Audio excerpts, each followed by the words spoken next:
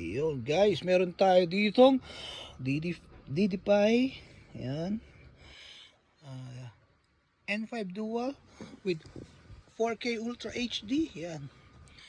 At ano to? Ayan. Unbox natin. Ayan. Galing sa China. Ayan. Galing sa China yan. So ito yung laman. Unbox natin. Testingin natin ngayon to. Actually na-unbox na namin ni Kuabo to eh. Unbox mo anak. Unbox na namin yan eh.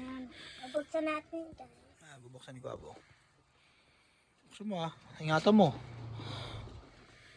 Galing to sa Shenzhen, China.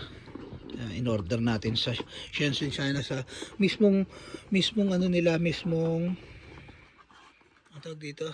Mismong brand nila. Ayan, ayan, may mga ano pa yan, may mga tag pa yan na katibayan na doon talaga galing. Makikita din yan sa cellphone eh. Oo, ayan. Ito ay dashcam, car dashcam yan.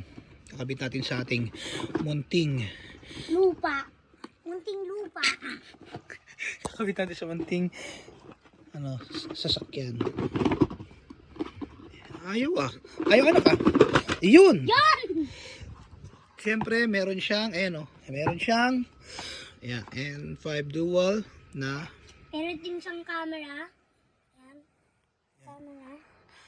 Ito yung itsura nung, ano, front camera yan. Ano to eh, dual camera to.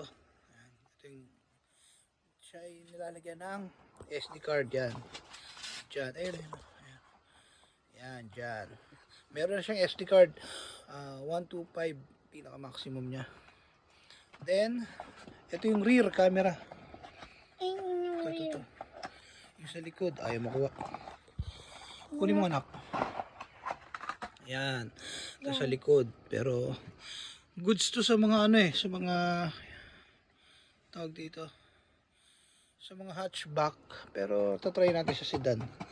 Para safe and protected tayo. Then, ito ang kanilang harness.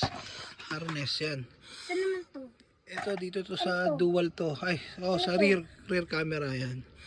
Harness. Ito ang power cord. Yan, power cord. Type C siya. Ayan mga kaibigan. Type C. Type C power cord. Yan. Tapos, ano to? Yan. Ito yung, ano, pantungkab to do sa, ano, sa kotse. Pantungkab yan. Yan ang laman yan. Ayan. Nakita nyo naman. So, pag-aaralan natin yan later. So, back to you.